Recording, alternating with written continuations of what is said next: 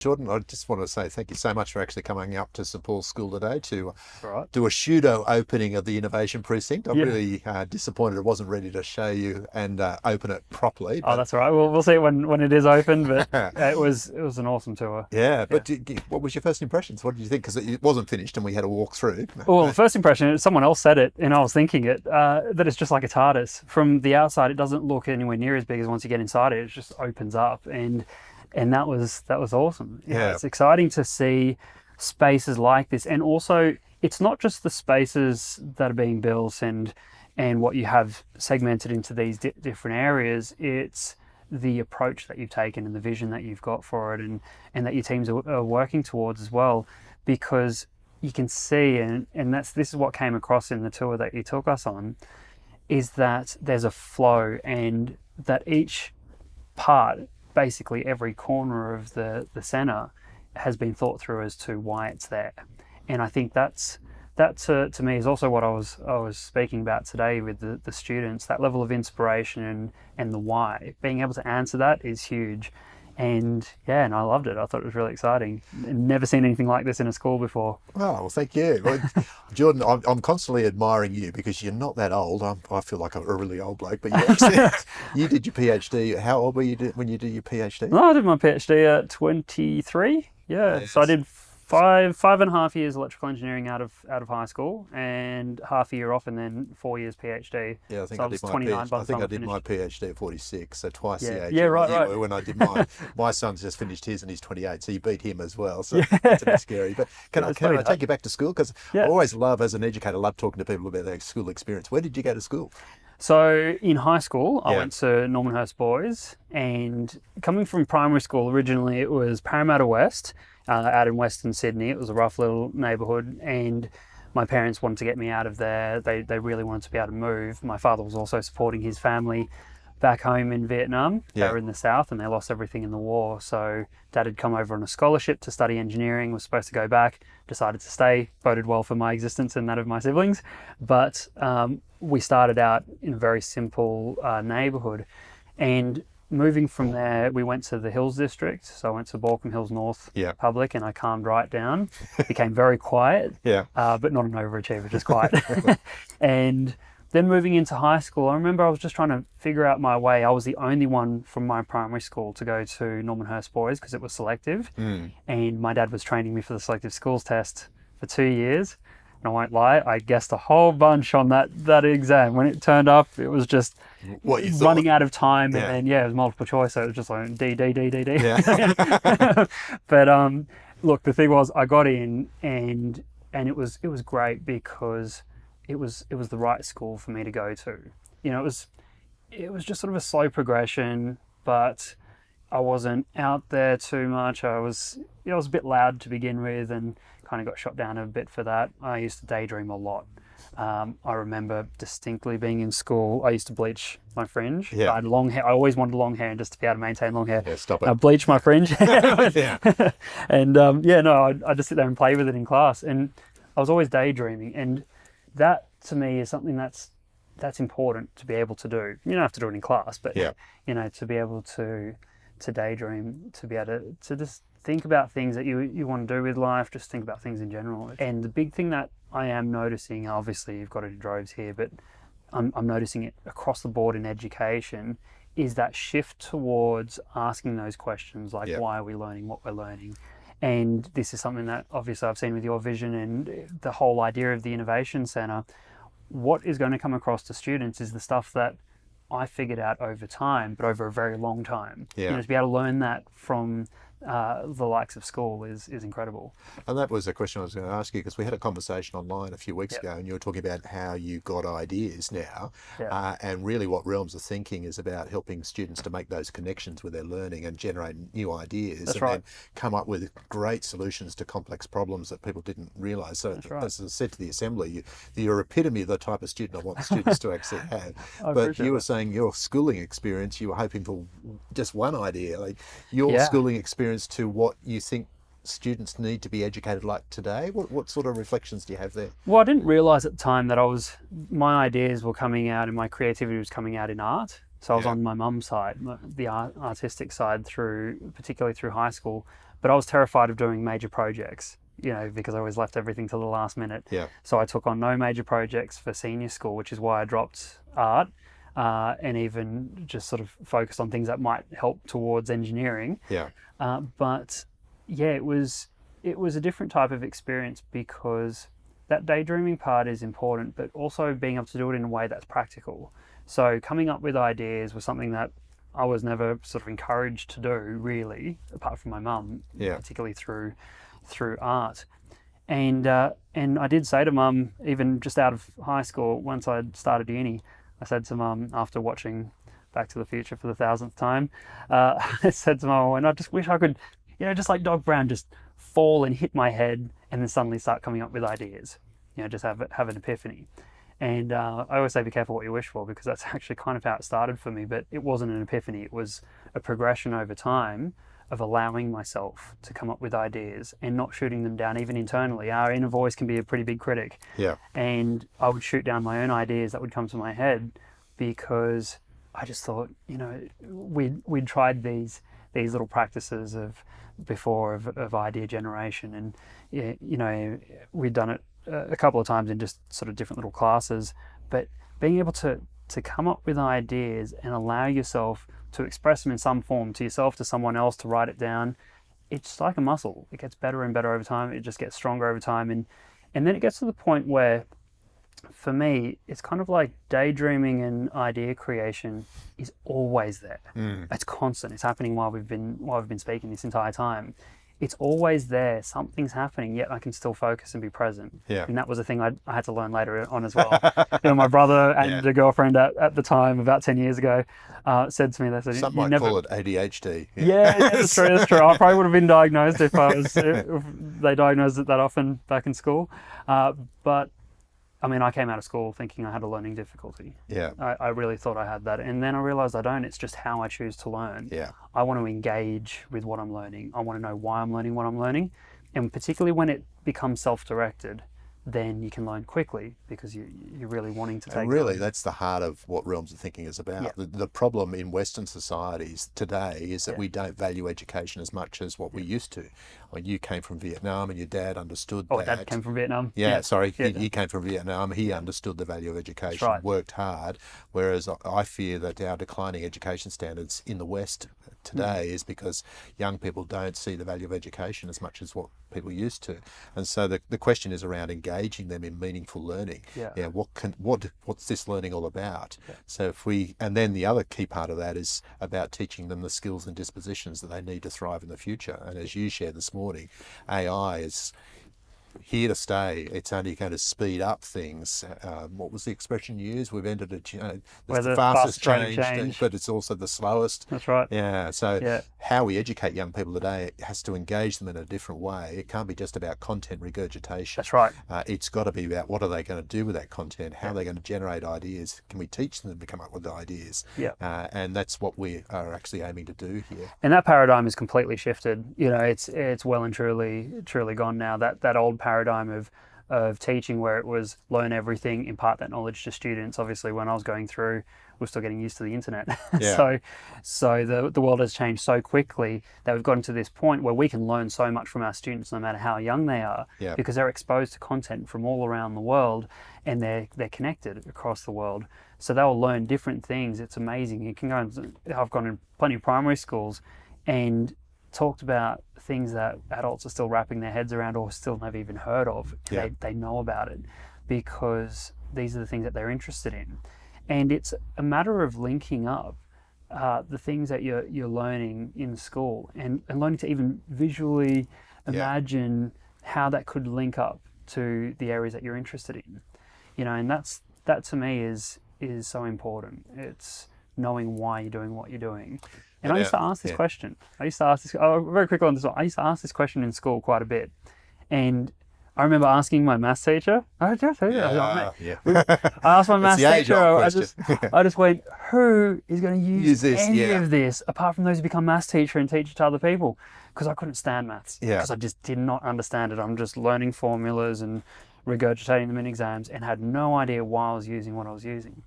And it was funny because it was only later on after school when I wanted to build things for friends of mine. An example being, I wanted to build the communicator, an eye-controlled communicator for my friends to type as fast as possible so they could keep up with conversations. So what we did was we used an eye tracker and we tracked 120 frames per second of where their eyes were located on the screen, where they were looking at. Yeah. And so what we ended up with were all these plot points, all these dots. And then I went, let's figure out the speed of how they're moving, because they're obviously going to slow down where they're intending to slow down. So let's first figure that out. And I was just sitting with my friend as we've plotted out the points, and I went, well, how do you get we need to get a line between these 2 points. Formula? Yeah, I was like, how do we calculate the distance? And then as I calculated the distance, I'm like, okay, now what's the speed? Because we've got the timestamp. Wait, this is why we're doing this in school. Yeah. Exactly. But being able to do it in a way where it is somewhat self-directed or linked with an individual's interests or the things that inspire them, that's where it suddenly all makes sense. And this is how, and this is what I think, is going to be so amazing for the students coming through. This is how I started to shift my own learning in university. I was doing it consciously, where I was going, these are the projects I want to work on, like the mind-controlled wheelchair. I didn't have the skills to start that straight away, but I knew that that was what I wanted to work towards. And it was going to be 3 years before I got to actually start on the wheelchair itself. So every time I was learning something, no matter what it was in, and I was taking on subjects in medical science, neuroscience, robotics, physics, everything that we were doing, everything we were learning, I was mentally applying in some way to the projects that I wanted to work on, to the mind-controlled wheelchair. And because I was able to find that reason why I was learning what I was learning, even if it wasn't completely linked, I was learning everything so much faster. And for the first time in my life, even though that wasn't my focus, but for the first time in my life, my grades were going straight to the top of the class. And I would say probably you're a pretty typical student. I think I even remember asking the teacher, why am I learning this? And particularly with maths, I was reasonably good at maths, but in my mind it was always, you're only going to use maths to become a maths teacher. My son's a mathematician now and using that. They use it for so many but things. That's, again, in our innovation precinct I shared with you this morning, we developed a new subject called interdisciplinary studies time, where 2 hours a week the students come together in that possibility hub, where they can bring their content knowledge that they've learned out in the classroom with their teacher, and they can see the linkages across the subject areas and apply it, so they can actually see straight away in school why they're learning that formula of mathematics. Because what, I've got this problem I've identified here because I've been provoked to think in this way, and now I can actually come up with a solution. I can see the reason for it. So the whole notion of realms of thinking is not creativity or academics, it's actually both and. Bring them together, absolutely. And even if I look at some of those basic equations that we had sort of learnt in school, moving from that to complex maths. I was doing, basically I didn't do 4-unit maths at school, I did 3, but got into university and I had to catch up, particularly when it came to things like imaginary numbers. And then we were applying that to electronics. And again, I was going, this makes no sense to me. I don't know what a capacitor is. I was failing my first electronics exams. As soon as I was building electronics that I wanted to build, particularly for the brain-computer interface, how do I do? Again, that's why we're learning those things. And suddenly I was using all these algorithms in a way where I was understanding why I was doing it and why I needed to learn these areas or be able to design something in a certain way. And then we moved into artificial intelligence. Now you can use all kinds of, say, machine learning, deep learning as a black box system. They come as software as a service, they come as all these different packages. It's a black box system. You don't even have to learn exactly what's in it because the maths is really complex and there's not a lot of point unless you're actually building those new algorithms. When we were learning it in university, we were only given algorithms. And so we're given algorithms. And so I had to go, how do I turn this into a story that I can understand? So I turned machine learning, in particular neural networks, into a story about having a huge number of students in a classroom, and those were my candidates of neural networks. And I was getting them to learn. And how do they learn? They learn through notes, and that's what our matrices of numbers were. They were the student writing notes. Then you've got all these students sitting in exam, and then the ones that do really well filter through, and then they get to sit another exam to make sure they didn't fluke the exam. But these were the stories I started teaching my students, and these were the analogies that I taught them so they could understand the algorithms. Because all we saw was one complex algorithm after another, and when you put them all together and turn it into a program, the program could learn to find patterns and differences in data. But if you just teach it with just the algorithms, just the data, Yeah. which we had in some of our textbooks, doesn't make Pretty any boring. sense. Yeah, power of storytelling. That's right. And it's interesting with your comments there about you didn't really succeed very well at school, and it was only when you actually wanted to learn because you found your passion and you wanted to actually do something for people. Well, even still, I mean, I didn't, in year 12, I gave myself goals and wanted to fight for them because I wanted to get into, I wanted to maximize my chance I'd get into university, and I was scared of not getting into electrical engineering. Even though, like I said, I was only 72 UAI at the time, and I was given an estimate going into year 12 of 66, and I was going, yeah, that's fair. I tend to get in the 60s and low 70s in most of my exams, so I aimed at 90, and I'd never been a 90 student. I wasn't even an 80 student, but I aimed at 90 for the UAI, and I put that number everywhere. I put it on my books, I put it on my walls to remind myself every day. And every day, I wasn't lying, every day I was playing computer games and watching things like Austin Powers in between, because what I was doing was I was giving myself small rewards, do some work, small reward. And the reward was actually keeping me focused. So like I was saying, in Grand Theft Auto, you could take out cars and put in other cars. And the truth is, a lot of kids play games these days, and they play even new versions of those. And to be able to just kind of visualize, give myself some sort of inspiration. It was a simple one, but it was, I'm trying to get to this random number. That's what I'm aiming for, and this is what it might mean. Yeah. I was never going to hold mum to it. Mum was going to get me a car if I got 90. I was never going to hold her to it. It was just a motivation. But I think there's a beautiful message in there that for students who perhaps see themselves as an underachiever, it's probably more than likely because they actually haven't found their inspiration or reason for learning, as you didn't find as well. Yeah. So I think when it comes to then intelligence, what are your views there? Do people have a fixed intelligence or? No. Yeah, and no. that'd be my view as well. No, absolutely. Everyone learns in different ways. Yeah. We all have different forms. Maybe many people have the same types, but there's different forms of what works for us to remember something. Yeah. I know plenty of people, including my father, who can just read books start to end, endless textbooks, and just absorb it. Yeah. I can't do that. But if I interact with it, I learn it so well. And whenever I interview professors, no matter what field it is. I mean, I've interviewed professors in quantum physics before I knew anything about quantum physics. And to be able to interview professors, suddenly I'm constantly working that into a story that makes sense to me. And I always think about it in terms of, how would I explain this to someone who doesn't know this at all? And as I start to formulate that way of communicating, that's how I'm learning it. And the reason there is I want to learn. Intelligence is not what you know, it's knowing why you're learning. And to me, I just want to learn everything. Yeah.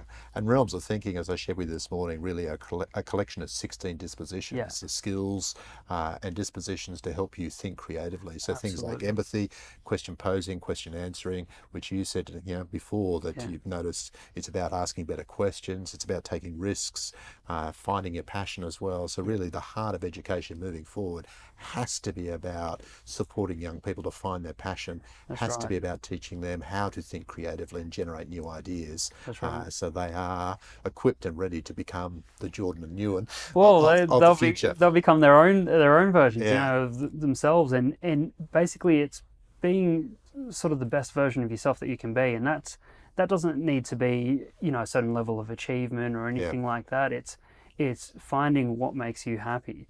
And if you can combine work and your learning and the things that you do in life with what you love doing, then it's not work. Yeah. I can't describe how much I love all the different jobs I've got. And this is, and I'll probably challenge you a little bit. It's not there. Yeah. It's not about finding something that makes you happy. Yeah. It's about finding your purpose. Yes. Absolutely. Because happiness comes as a result. Absolutely. Yeah. And my pathway here of explaining this to students is inspiration can turn into purpose. Yeah. That's why I say find the things that inspire you, because often it can be hard to figure out what is a purpose statement, but writing one down helps. That's why I engraved the back of my iPod with "One life persists to improve many." I realized that was something that was driving me to see someone use my wheelchair that I'd built.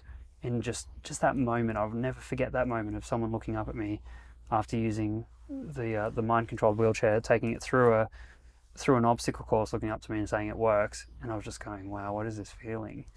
Just it feels like you matter, and just to even think that way, to just go, I do affect the lives of people around me, and everyone does. Yeah. So this is why I put it to the students, finding what inspires you individually, because no one else can tell you that. Yeah. I can put things up there today of my journey, and some things might inspire some students and completely go over the heads of others. But, when you find the things that inspire you, then that can lead to that level of purpose. And then, like you're saying, purpose, if you're living your purpose in some way, you find that that's fulfilling. That's what gives you a level of happiness. And I would take this same message from many of the people I've met who have been leaders in their fields, who have been people who've influenced others around them, including a friend of mine who's a monk, who shares that whole notion of happiness with people. They're all around that same type of notion. Well, Jordan, one life improved many. Thank you very much indeed for coming. Thanks, Paul. And thanks for your vision as well. That's all right. Awesome. Well, thank you indeed.